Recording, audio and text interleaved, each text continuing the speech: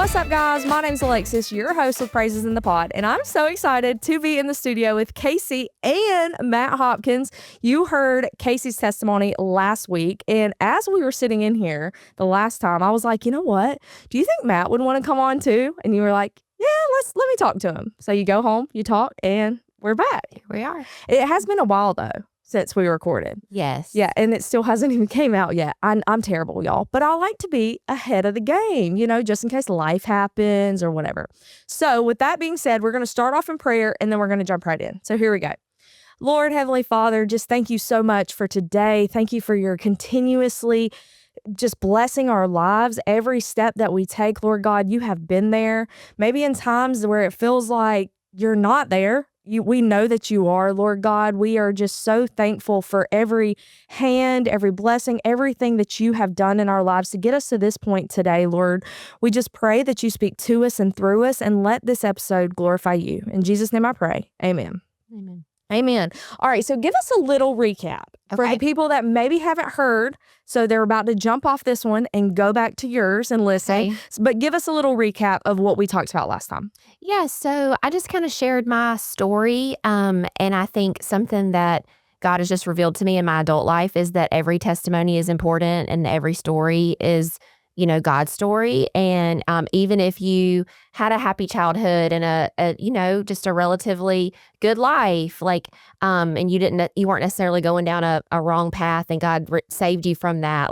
Even if you just kind of have a vanilla life story, we all fall short and we all have sin. And so don't discount yourself. I think sometimes people are like, well, I don't really have a story, but God's doing stuff in me and in my life. And I think that's worth sharing. And I think it's going to it can resonate with somebody. Absolutely. So I think that was kind of the summary of my testimony. Love. And I share that all the time because I think I might have talked about it in ours, my small group girls. They're like, I don't really have a testimony. And then other people are, other leaders and their stuff, they're like, didn't have this radical. And I'm like, that is so good. I wish I didn't have this radical transformation. I wish I had that vanilla testimony of somebody poured into me. I experienced Jesus and I changed and I turned from my ways, Yeah. So love. I love that everybody has one, no matter what your past looks like. So Matt, y'all might have heard, if y'all haven't heard, it gets hard to get it started because, it's been months, but I played softball for Coach Hopkins 14 years ago at this point. Oh, that's disgusting. I don't like it. That's a lot. That was when I graduated too. Yeah. So 4 years, 18. Hang on. We'll get there. Yes. We'll get there. All right. So Hop, tell us a little bit about you, your childhood. Let's start there. Were you raised with Christ? What was your family dynamic a little bit? Tell us a little bit about that. Great home.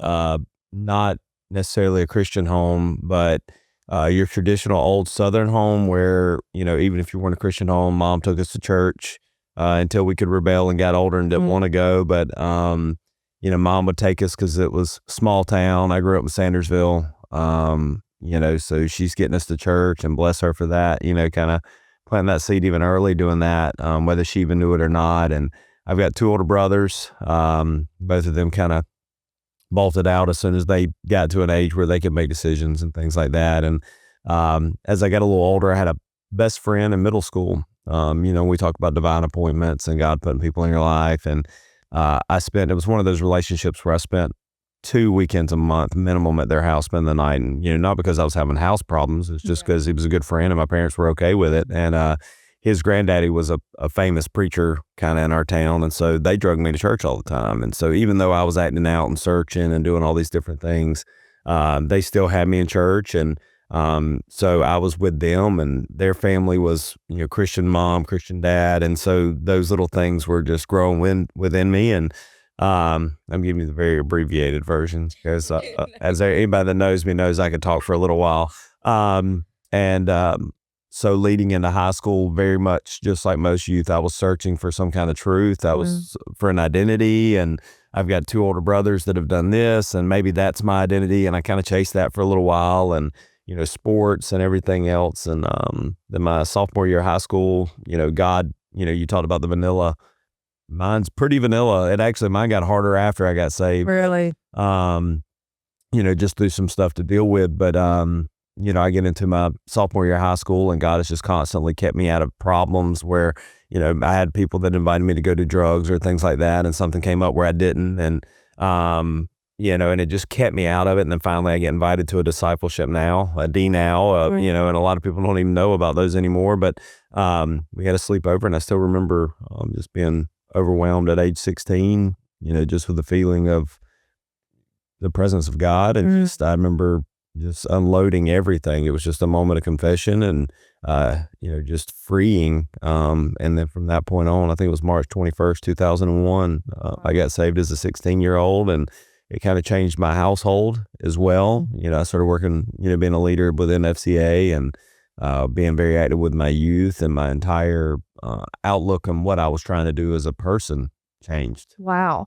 So it wasn't the same night that you go to this D now, or is it the same night? Like, is it like you have this revelation and then like a few days later? Yeah, it kind of been leading up to it. Like I said, but it just all hit me at once. I still remember I was in the baptistry at Sisters Baptist Church in Sandersville, Georgia, with a bunch of guys. And if you've ever been around teenage boys expressing their emotions and being vulnerable, that ain't cool most of the time. But the feeling that I got, I can't even put into words what it was, except for God. And it was just all at once, like it clicked. Yeah. And so when I'm thinking, because this is 16, right? Yeah. So 16 for me looks very different. I was there. Sadly. So, 16 for me in high school is such a tough time for me. And I share this in my testimony a lot, is like, all my life I put my identity in sports, and then I get to high school and I'm no longer even good, honestly. I rode the bench. Matt had me on the bench the whole time. I was an assistant. I did not make those decisions. That was Angela Crawford. That was Crawford. But still, at the same time, that took a big hit on my identity, and I started searching anything and everything, whatever maybe will fill this gap in my life that I'm no longer receiving. I'm trying it. And so for you, you get invited to go to this night that changes everything. You no longer, because you even said something about identity, because you have older brothers that you look up to, you see them doing this, maybe that's my identity too. So you're searching for your identity. I feel like high school, it's so important. This is where you gotta buy in. Hopefully you've done it before now, but if you're in high school and you're listening to this, dig deep. Get in a group and dig deep. Don't want to stay there too long because we'll get there in a little bit. But okay, so after high school, you get saved. You're living for the Lord. Are you on fire, or you're trying to figure it out? All right, so I guess we'll jump into that. Yeah, I was on fire. I went to a lot of people don't know this. I went to college. I played baseball in college at Bruton Parker, but I was also going to be a youth pastor, so it was double duty. Okay. So I was actually going into the ministry. I still ended up working with youth and having a ministry, but it's a completely different place, and it's a lot more up my alley. But my freshman year of college, it was December the 19th of 2003. I had actually prayed a prayer, I think it was in November of that year. I was very much seeking to get deeper and deeper with the Lord, but one thing that I'd always realized is I didn't have empathy. I'd never been through anything tough. I'd never had a family member really die that I could remember. We'd never been through tragedy. My parents had always made sure I had a really good life, so I couldn't empathize with anyone. And they say, be careful what you pray for. And I'm not saying this is why it happened, but I don't believe in chance. I prayed that God would teach me empathy, that he would make me, because I still remembered watching 9/11 and just seeing it as just a movie. It didn't seem like it was real, and so I wanted to feel more compassion. Yeah, more compassion, I guess. And so December 19th, 2003, I was driving home from visiting my girlfriend at the time in Dublin, and I was going to visit, hang out with some of my buddies. And when I was driving, just a lot of different things. I hadn't been drinking. I was doing everything. I had my music up. I was living my best life. I just said we were going to go play some basketball, and I was driving my Montero Sport down the road, and I drove in a different lane than I usually drive in. And it was actually a night that my mom had said, like, I think back to all these things. My mom had said, make sure you drive the speed limit through there. And I did, because I used to be really lead footed. And so I happened to be driving closer to the speed limit than I ever had, right at it. It was 40. And a man was out on the road picking something up. He had bad peripheral vision, older man wearing dark clothes from a Christmas party. And I hit him with my car. He hit my windshield, flipped over. I got out, prayed over him, after calling 911, and, ended up, he died, and so at 19 years old, or actually 18 years old, turning 19 in February, all of a sudden I'm dealing with that. Was it my fault? There were all these questions, and I went through a full year of depression, and nobody really knew it. I masked it with sarcasm. My mom knew, and, just like most people, we can hide things really well, but, the next year was awful. My grades dropped, tried to act like everything was okay. And it took a full year, and, and honestly, I'm still not exactly as on fire as I was at that time, but we would say, like, it's not the kind of the naivety. It's the, take on hell with a water pistol. As people used to say, I was just very gung ho. I'm more seasoned now, and it's more understanding of my emotions and my spiritual, where I am spiritually. Yeah. But at the time it was just very over the top. And, 19, that's like, or 18, either way. That's a lot. That's a lot to carry. Just a lot. So in that season, because you're at school, you're playing baseball, you're seeking to become, a pastor at this time, like, what does your relationship with God look like in this difficult season? Like, are you mad with him? Like, what does that look like? It was off and on. I was still going to church. I was still doing all the same things, going through the motions. And I've told people, I remember there were multiple times. I know one in particular I can think of where I just sat in my car in the parking lot and just honestly had a yelling match at God. Like, not like, why would you do this necessarily? But it was just honestly an emotional breakdown. It's just so many emotions and feelings, and, is it my fault, and how do we handle this, or like what was going on? And yeah, it was just a process where, I don't know, after a year, I can really think it was probably about a year, and we were actually going through similar stuff at the same time from different angles. Like I said, again, divine appointments, me and her both are in bad places before we meet each other, but it was growth moments that allowed us to get to where we needed to be with each other, so. And that kind of was the catalyst for you leaving, quitting baseball, leaving that school and transferring to Georgia College, which is where we met. Yeah. And we talk about that all the time. Like when I shared my story, I shared about a tough breakup that I had in college that kind of drove me into kind of a deep, dark depression. And so, it's kind of, I don't want to say cool, but like it's just a unique part of our story that, like, before we met each other, we were both going through really, really hard things kind of around the exact same time. And it was all that junk he was dealing with that led him to move. And then we met. So it's no doubt. Because like when we think about God's hand, like we always just think about like the good things of his hand. Like these are tragedies that you're going through, but at the end, like it comes together for his purpose. Like really the Genesis 8, what is it? No. Romans 8:28. Work all things together for his good for those that love him. And it's like, it really does, but we go through these and we're like, there is no way there's good coming out of no here. Good in this. There is no good, but you can't see it. Like I even think about like when you're a kid and your parents are telling you like, don't do this or do this, you need to do this. And you're like, that is not it. But in there's wisdom. Like there is something good from what they're saying. Right. So you leave that school, you go to GCSU, y'all meet. Y'all meet early on in that time? Okay. Thank goodness. Okay. No, I had gotten out of like I said, when I was at Brooklyn Parker, I got out of a long relationship after a year. Pretty much I quit baseball, got out of a year-long relationship, grades dropped all at the same time. Like it was like, got a ticket that week. That was a lot. It was a bad week.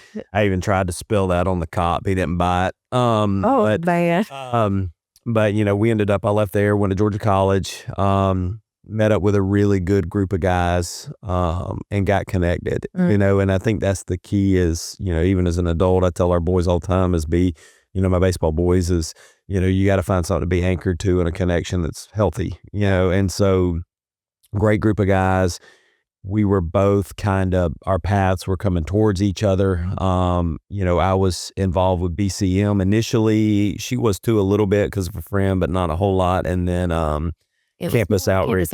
Yeah, but then it went to campus outreach, where we were just kind of passing each other. We still tell a funny story. We never really talked to each other, but we had like all the same friends. Like our friend groups were kind of intertwined. Yeah, we were just this ministry. It's like one of those movies where the person opens the door and they have their back turned. I'm sure we were in the same room like many times, in the same Wednesday night service many times, in the same whatever. It's a big room, a lot of people, and it's still funny. There was a story my mom kind of talks about as she was working as a waitress at a place called Cafe South in downtown Milledgeville, and my mom worked in Milledgeville, so we would go eat lunch once a week, and so we're out to lunch, and she was our waitress, and my mom was like, "Oh, she's cute," and I was like, "Mom, I just want to order," and I don't even remember.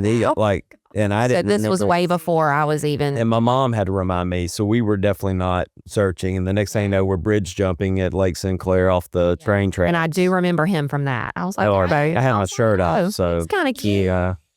I can't. But yeah, we're jumping off the train track. This is my coach. Yeah.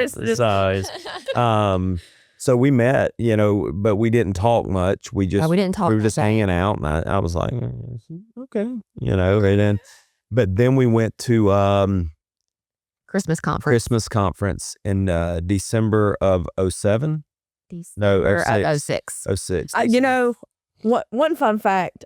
Are you still teach history?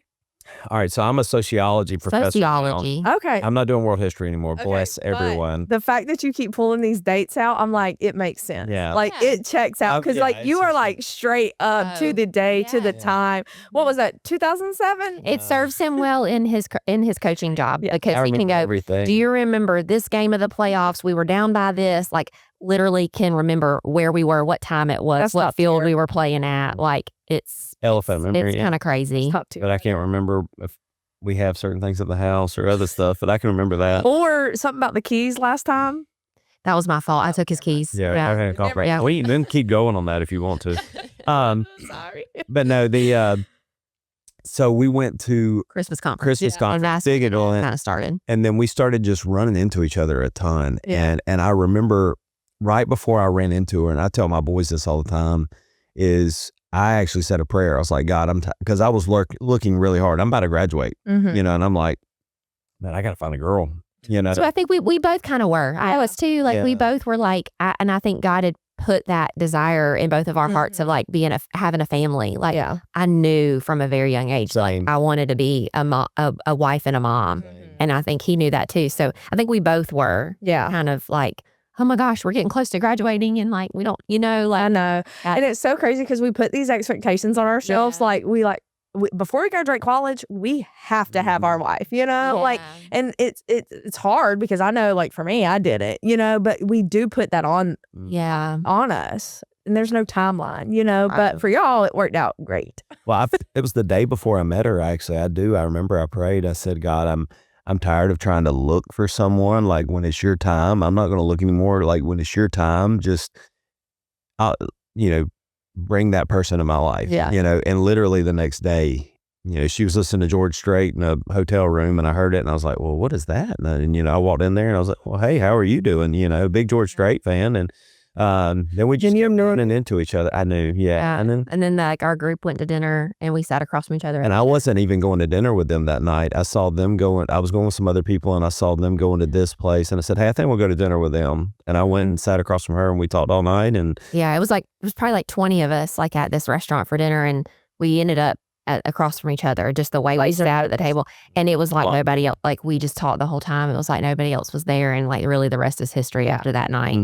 You're saying, so you pray this prayer that you want to be empathetic to, and then this happens and then this too. And it's just like, God tells us to be specific about it. It's like, ask for him, bring it. And I've been just getting like not stuck on this scripture, but it's been coming to me a lot. Like, come in front of the throne, like with boldness. I didn't say that correctly, but y'all know what I'm trying to say.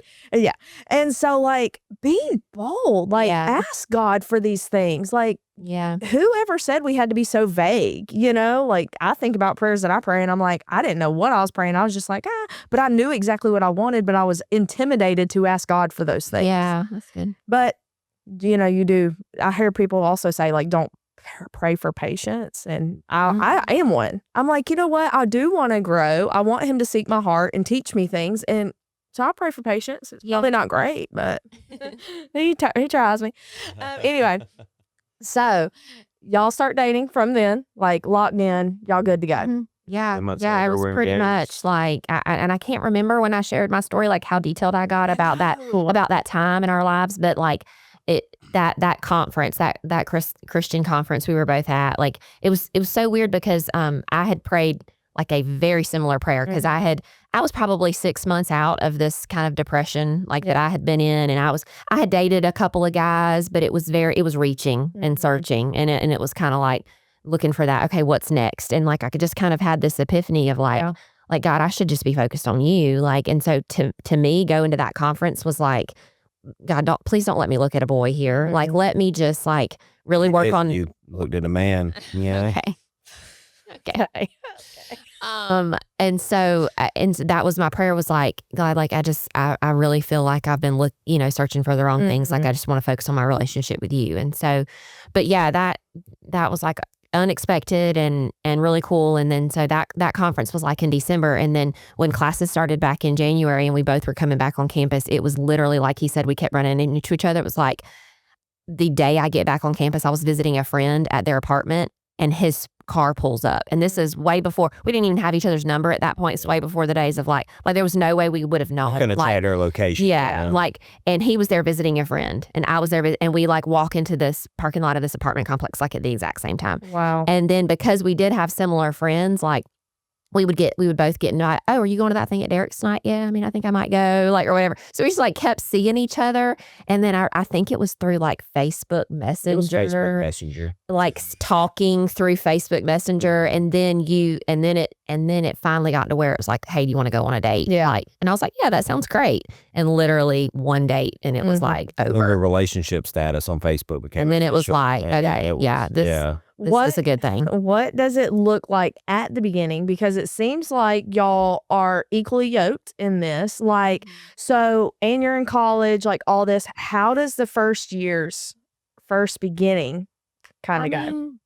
I mean, it was great. Like it's hard because we were extremely busy. So we're a year apart. So I was a junior, right? That year.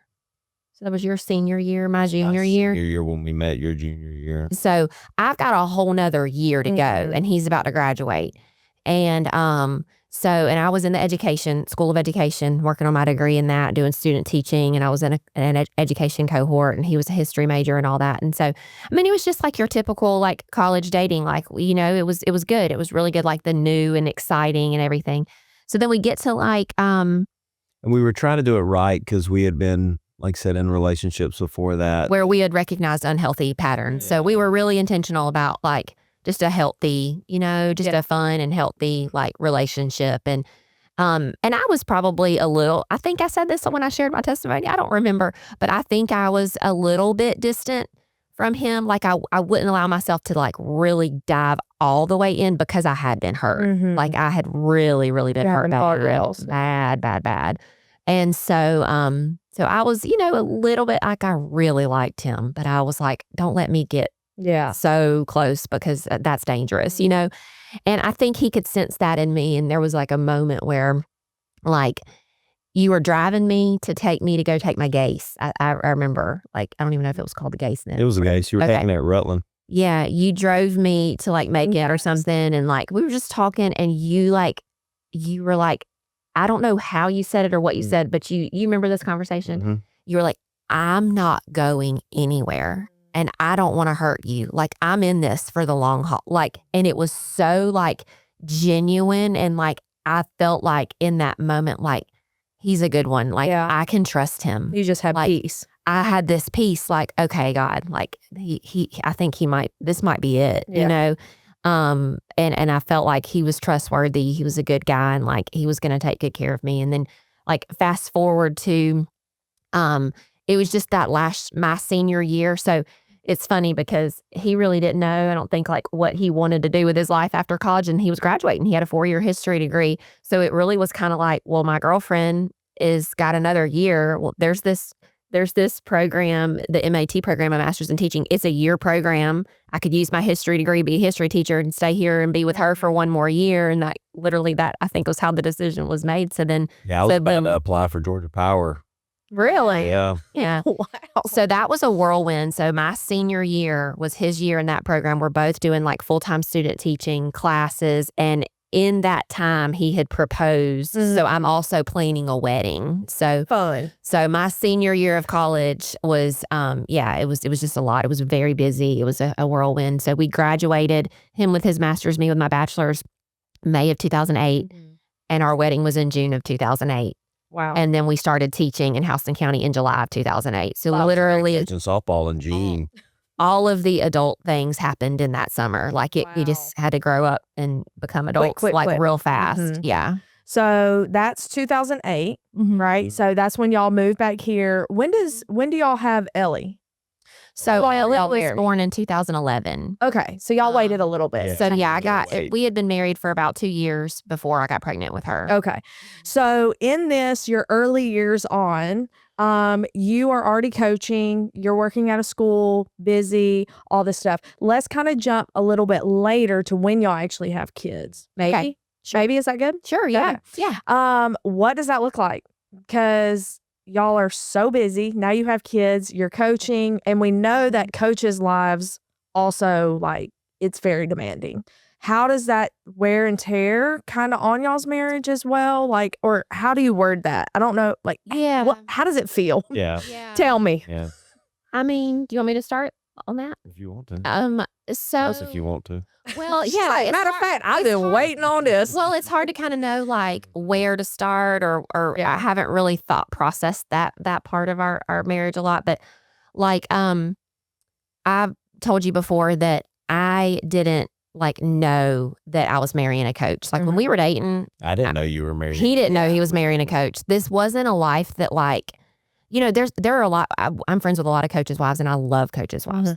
And that's a pivotal part of my story is connecting with coaches' wives. But there are a lot of coaches' wives who knew this was what they were getting into. Like their dad's this, you know, coach, their father-in-law was a coach, and they're so excited to be Friday Night Lights. Here we go. Like this is the life we're going to live. Like I had no idea. Like I didn't know. And I didn't know what a coach's wife life like entailed. I didn't know the time and what that looked like. And something else about Matt, he's a hunter. So Matt is an outdoorsman. So Matt is, and we year-round hunt because we like to hunt deer and turkey and back on track. all the things. And so there's a phrase called a hunter's widow, and that's a phrase for a reason, because you buy yourself a lot, you know, because they like to be in the woods. And so he likes to hunt and he's coaching. So I would say that's the hardest part of those early years of like having babies and young children and toddlers and everything was like, I didn't plan on doing this by myself. Like I am doing, and I work full time too. Like, and so I've taught all day and I'm exhausted and I come home and he's not gone for several hours. And so that mental load of picking up all of the kids and figuring out what we're eating for dinner. And like, I can remember like there was a moment where I can remember like standing over in the kitchen, standing over the sink, and the sink was full of dishes, and it's like 5 or 5:30. There's like a couple toddlers like at my feet. I don't know what I'm feeding them. I don't know. He's like nowhere to be found. And I just was like crying at the kitchen sink. Like I feel so alone, you know, and there was some hard moments. And then, you know, same thing. I want to say Ellie was a toddler and I was very pregnant with Jace.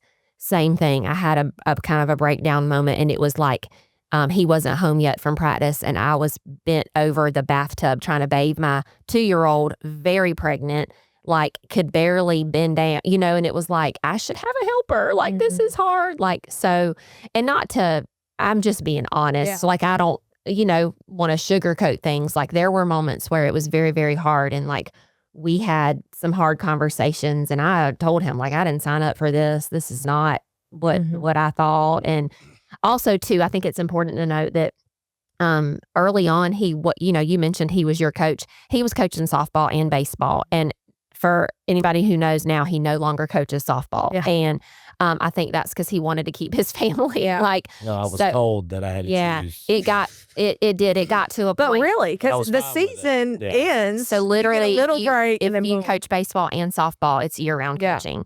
And this was when our kids were little. This was back in the day when like baseball and softball like had summer seasons, and now kids do travel ball in the summer. So like we get our summers off together now. But like, so literally, baseball and softball both have a summer season, and then softball is in the fall and baseball is in the spring. It's year-round coaching. And our kids were little, and I just got to a point and I said, you're going to have to pick coaching or this family. Like, not like, I mean, that sounds extreme, but it was, I think, kind of a pivotal time. So I don't know if you want to add anything to that. How is it for you? Because like, this is a passion, like you're enjoying it, right? Yeah. Yeah. Okay. Yeah. Well, you're enjoying it. So it's like, you want to be a great father at home, but then there's this, and then there's the career and like all this stuff. So how is it for you? The pause of enjoying it, I just know it's because of the kids. Well, and a lot of people don't know this. Like you said, I never intended to be a coach. Yeah. I became a coach because I needed a job. I was coming in, and I actually knew Jason Brett through family. And so there was connection there to maybe help me, and I could help coach baseball. And because I was a terrible teacher for the first 4 or 5 years, and we've kind of told these stories before too. I might jump in that in a second, but I didn't really have a clue what I was doing. I was just kind of, like I said, God's kind of just opening doors, and I'm just walking through stuff. And then I have to do softball. They're like, hey, we want you to do 2. Angela Crawford, who's a great friend of mine now, is, she's 9 months pregnant with Cole, who's about to graduate college or high school, which is crazy. And so I'm coaching softball and baseball all of a sudden. And I still remember I'm, not very motivated. I'm just going through the motions there early. I mean, I'm sitting in the cages drinking a Diet Coke and eating a Snickers bar while girls are hitting. And I'm just, and Kasey's at the house. And like I said, I'm hunting and just living my best life. And, you're forgetting about the fact that, you're not in college anymore, and you get wrapped up in the athletics and the excitement. And I'm not thinking about the fact that, she's not wrapped up in the excitement right now. She's got other stuff going on, and she's not feeling the emotions and, the proudness if we're winning, or I see the fruits of it happening. And, and I still tell people today, I teach sociology now. I taught you world history, and I taught world history for 13 years, and I've done sociology the last 5, and it's fantastic. I love sociology.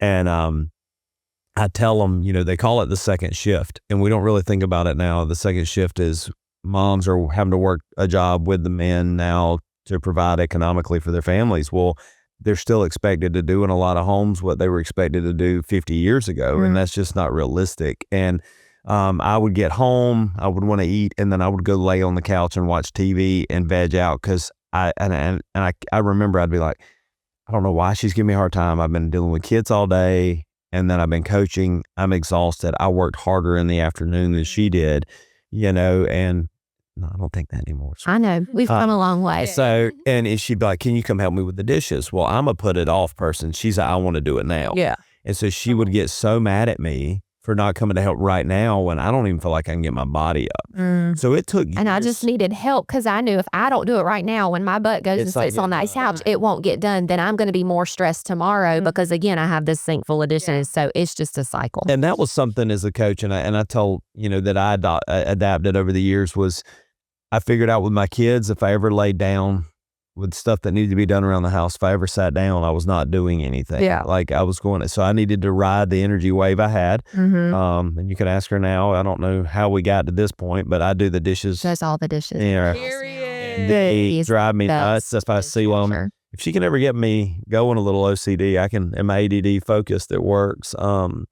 But for the first few years, I'm expecting her to handle all the household stuff, and I'll just cut the grass every week or two, and then do stuff like that. And it just was really, honestly, it was really stressful on her. Like I said, especially I coached softball for 7 years, then took a couple years off, and then came back for one. So for 7 years, I was coaching baseball and softball year round. Yeah. And again, summer baseball went through June, mixed that with summer softball practices. Yeah. I got December kind of off. Yeah. Yeah. That was it. And then I was going hunting when I had free time in the off seasons, and I'm a big turkey hunter and a big deer hunter. So Yeah. And my like love language is quality time. And so it was very hard. Yeah. I just remember being like, and he would say like, well, I guess that's not, I guess our marriage could be worse. Like you could not want me around. Like you want me around. I guess that's good. Like I was trying to figure out how to aggravate her so she'd want me to go, but she just wants I me just there. wanted him around all the time. And I've actually cut, and that's another thing is we've gone along is just prioritize. We all have seasons, and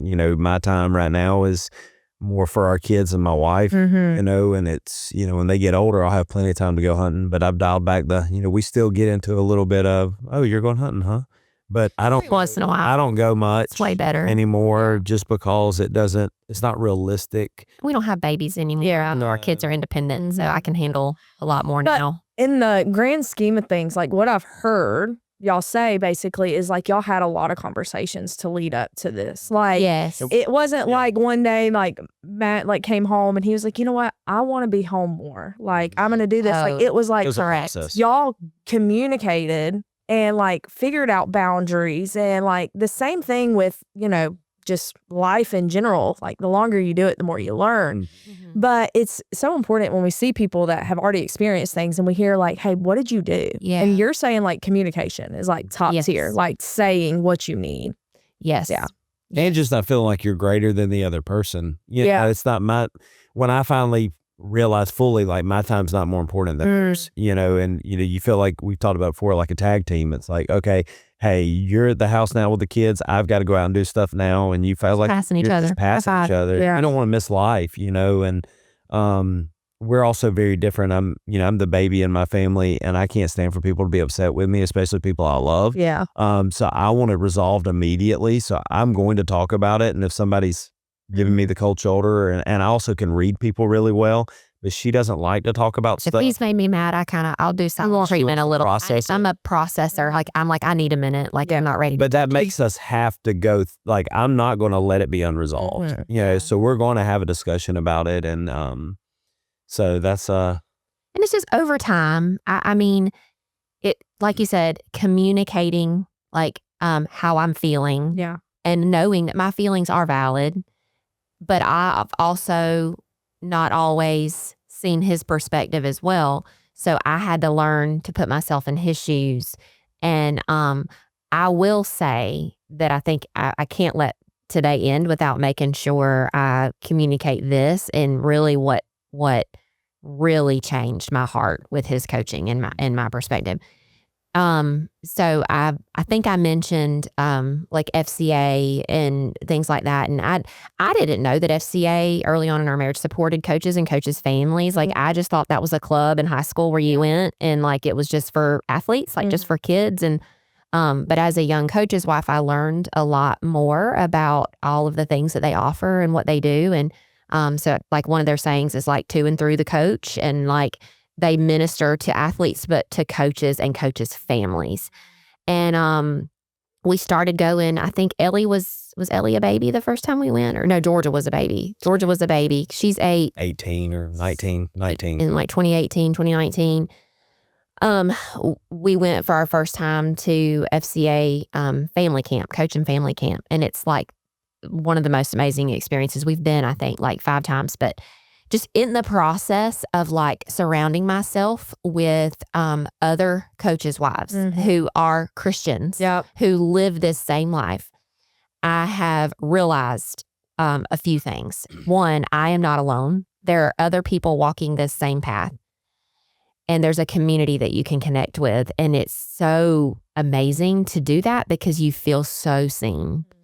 And like, but then 2, this path is is worthy. Like there's a worthy cause here. There are big things that are happening. And I had to shift my perspective of recognizing, like he mentioned before, that like this is a ministry to him. Like I had to see that. Like I had to see that and recognize that. So yes, my husband is away, but he's away not because he's just doing something that's fun and being selfish and he wants to be away from his family. He's giving up time with his family because he is investing in these kids and ultimately really like showing Jesus to them. Amen. And when I shifted my perspective of that, it gave me, like you talked about praying for patience, like it gave me patience and understanding. And like at the end of the day, like he and I are a team, like, and we want the same things. And so I think we had I would say there was like a hard time. I'd kind of gotten like where I was on board with this coaching thing and things were going good. And then you got the head coach position. So he just finished 18 years of coaching. This was year 8, right? As head coach. So 10 years as an assistant. And then our lives kind of flipped upside down that first year that he became a head coach, because that was a whole different ball game. And so there were, again, like, some hard kind of seasons there, because that was 8 years ago. So that was like Georgia is 8. So I newborn, like, so we're having a baby and you're a head coach. And like, so that year I would say was a kind of a difficult year that we had to work through. And there have been, just ups and downs with this coaching life. But I will say, like, another story that sticks out in my mind as pivotal was there was a night, and I want to say it was early on in your time as head coach. Maybe not. I don't know. We're in the house we're in now. I remember that because I was staying in the kitchen. So we've been there like 6 years. So this had to be. Well, once I get the story, I can jump in. So there was a night that it was getting late, and I really had in my mind thought like he was already going to be home by now, and I was getting irritated. Yeah. And then I start sending like snappy like texts like, sure would be nice to have some help, like those like really thought you'd be home by now, and he's not responding. And I can see his location. He's still at the baseball field, So I'm just internalizing this, and I'm just irritated. Like over the edge. I'm just getting all kind of salty and like everything. And he calls me to tell me he's on the way home, and I'm kind of whatever. And he said like that he was in the middle of having a one-on-one conversation with a player about Jesus, like after practice. And that like put me in my place like real quick. It humbled me real quick. And I went, oh, I'll see when you get home. Okay. Yeah. Like, cause I know like I'm secure in my salvation and my relationship with Jesus, and like all 3 of our kids are saved. And like, I can sacrifice you being gone if I know that that's what you're doing. Yeah. Like if that's what you're doing, like it's easy for me. I mean, is it hard sometimes? Yes. But it's easy for me to be like, go and do that if that's what you're doing. Yeah.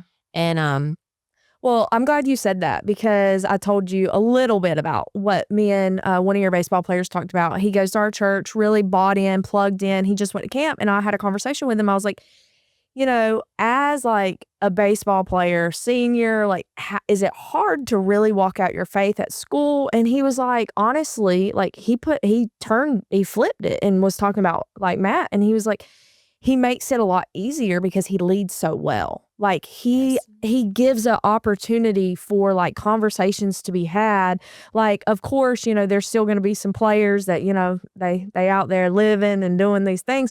But for the most part, like it's a safe place, to have a community of other people, and then see your coach that is also walking it out. Not just, hey, we're going to be at church, like whatever. No, like y'all are meeting, y'all are doing things, y'all are having these conversations. Like one thing that also stands out to me is it's one of y'all's profile pictures on Facebook where I think y'all are kissing.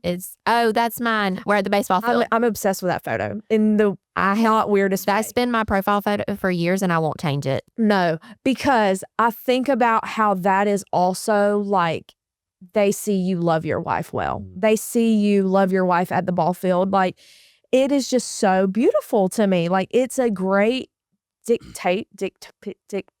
whatever. Yeah, Rocky. Dictation? Depiction. Depiction. Depiction. Depiction. That's it. I knew it was Not right there. I had you in class. I wasn't gonna say anything.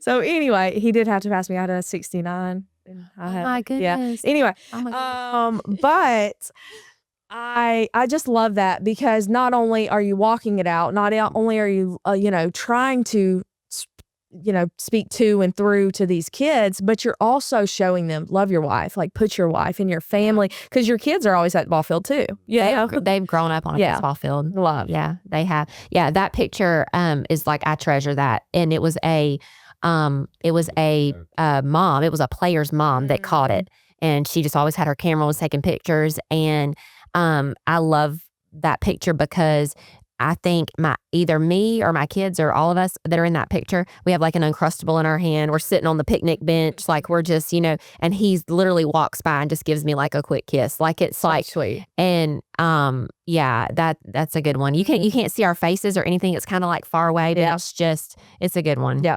Yeah. Okay. So as we begin to close, I usually ask 3 questions. You can pick which one you want. I would love for you to answer again. We really probably don't know what you said in the last one. I know. So it might be the same thing, but if that's what God wanted you to say. So anyway, Matt, this is what we're going to do. Okay. So either you were on the way here and like you were preparing, you were thinking about something that you wanted to talk about and we've never got the chance to talk about it, like one specific thing. 2, a word of advice. Or 3, something that God has revealed to you more recently. So maybe the light bulb went off about something. Maybe you just overheard this conversation, started digging deeper, like whatever that is.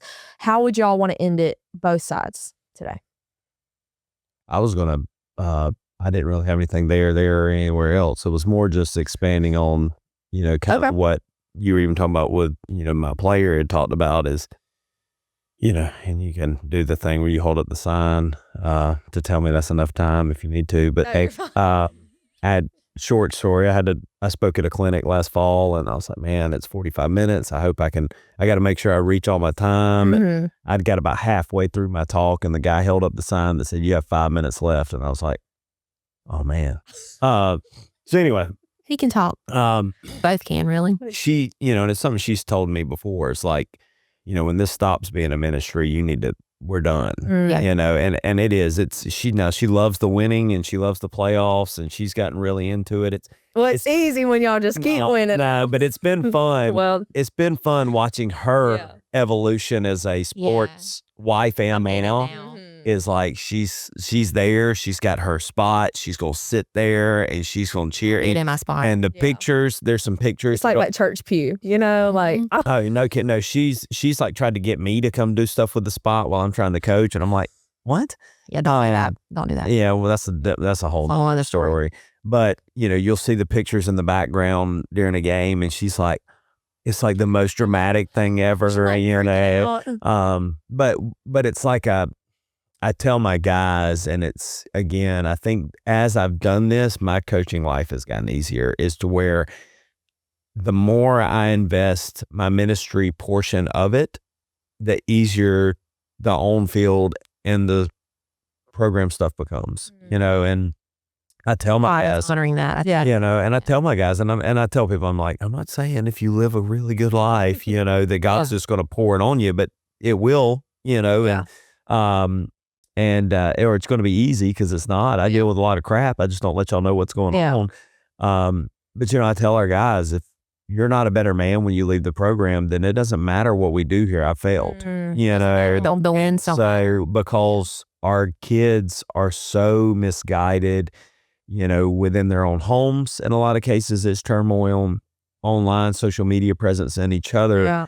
So I try to speak truth into their lives that's a different way. And they're searching. Kids are searching more now than they ever have. And they want truth. And they can tell what they're getting isn't, but they keep going after it because it's all they got, and I try to take them to our house and I try to let them see me kiss my wife and treat her with kindness and love, and not like she's a doormat or, just somebody that's there. And I tell them all the time, my kids will come before you. y'all are my children. I love you. I'm going to be your coach till the day I die. But if my kids have something, I'm leaving you to go for my kids. Yeah. And when you become a father, your kids are going to be the most important thing in your life. Don't let work, don't let other things become more important than your children. That's good. And so I think that's been one of the bigger things is, seeing some of the kids and watching some of their behavioral transformations of, I'm a very hard coach as far as like, I'm very blunt, Yeah. I'm very For sure. blunt. I'm going to let them know exactly where they're failing, but I'm also going to help them get back up. And Yeah. I'm going to show them how to, what they should be doing, That's good. what's good character, what's, and at the end of the day, good character and good people wins, and it wins in life and on the field. And, I think that's why we've been so blessed and what we've done the last few years, especially. And it's been easier for us, as I think, because the deeper we get into this, we're really starting to link into what the purpose was in the first place. So you definitely see it. Yeah, and I would just add to that, like he mentioned, like that there's been an evolution with me, and that is true. Like if you know me at all and you see me at the Hoko games, or you see my social media post or anything, like I'm like his biggest fan, cheerleader, supporter. Like when I have to fill out a paper that's like, what sports do you like? I'm not a sports girl. If you know me, like I don't like to watch football. Like I'm literally like, I'd never played sports in my life. Like I am afraid of a ball. Like I'm not a sports girl, not an athlete. But like my favorite team is Hoko baseball. And like I'm probably their biggest fan, their biggest cheerleader. And the playoffs are my favorite time of year. And I like to see them compete for a state championship. And I'm so wrapped up in it. But I will say that I think the reason that there's been an evolution with me, outside of the reasons we've already talked about, just how God has worked on me, is that there's been, I think, an evolution with him too. And he's grown into this. And it's been so clear to me that this is what he was supposed to do. Like so to know that somebody's like walking out their purpose, like, is so cool, just to have a seat to be able to watch that. And then like the pride, like that's my husband. Like that is like, that is like so cool for me as a wife to see your husband walking out their purpose. Like he's really good at this. Yeah. Like really good at this, not just because they win a lot.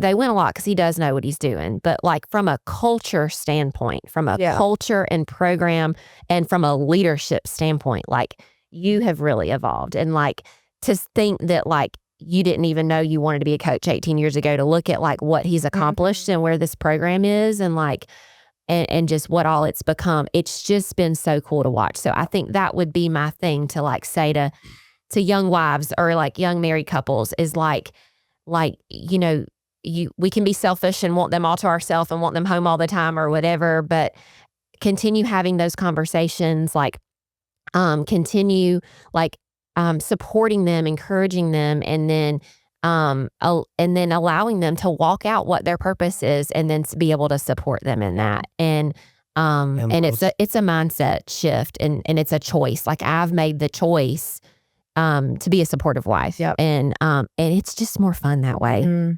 Well, society just tells us to be so selfish now. Do what's most important for you. And I think as we've grown in our marriage, it's making decisions that are less about me and more about us. And, like, man, I really could have a good time to go do something, but I'm going to have a good time here. But, but I can't do that right now. Yeah. Because that's going to make my wife's life harder. It's going to make my kids' life harder. We'll still have our times, but we're much more intentional about talking to each other about, hey, is this a good time for me to do this? Because I used to, I know hey, I'm going hunting, not, hey, would Wednesday be a good day for me to go? Yeah. Just having those conversations of like, hey, in the future, when you talk to me about that, could you word it like this? Like, because when you say it like this, in my mind, it means this. Like, and so I think we do a good job of that. Like, it's just very open communication and respect. And just being willing to like be honest, like, hey, I didn't like the way this made me feel. Like, can we talk about it? I love how, just to kind of wrap up what you said, but 18 years ago, you would have never imagined like y'all being in these roles now. And like even when you think this is what you're going to do in life, like God really does have a plan for each and every one of us. Like just because we're sitting here talking about it does not mean that my neighbor, like God has a plan for her too. And she probably doesn't even know. Like you just have to be obedient and see where the Lord is leading you and surrender in that, And so, because you probably never would have thought head coach of a baseball team that's in this like winning seasons and all this stuff. And it's like, he doesn't qualify the equipped. He equips the call. Yeah. Is that? Yeah. Doesn't call the equipped. Close enough. I said it the very first episode. Yeah. And still don't got it right 2 years later. Yeah. But anyway, see, like he's equipped each of us for the skills and the purpose that he's designed for us. So it's just great. Yeah. This has been so good. Y'all got anything else? If I More take. Anyway, guys, this has been so great. I hope you have enjoyed this as much as I have. We will be back next week. So stay tuned, stay blessed, and we'll see you then. Bye.